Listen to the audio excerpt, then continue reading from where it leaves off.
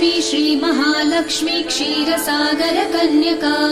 उत्तिष्ठ हरिसम्प्रीते भक्तानां भाग्यदायिनी श्रीलक्ष्मी श्रीमहालक्ष्मी क्षीरसागर कन्यका उत्तिष्ठ हरिसम्प्रीते भक्तानां भाग्यदायिनी उत्तिष्ठोत्तिष्ठ श्रीलक्ष्मी विष्णुवक्षस्थलालये उत्तिष्ठ करुणापूर्णे लोकानां शुभदायिनी उत्तिष्ठोत्तिष्ठ श्रीलक्ष्मी विष्णुवक्षस्थलालये उत्तिष्ठ करुणापूर्णे लोकानां शुभदायिनी श्रीपद्ममध्यवसिते वरपद्मनेत्रे श्रीपद्महस्तचिरपूजित पद्मपादे श्रीपद्मजात जननी शुभपद्मवक्त्रे श्रीलक्ष्मी भक्तवरदे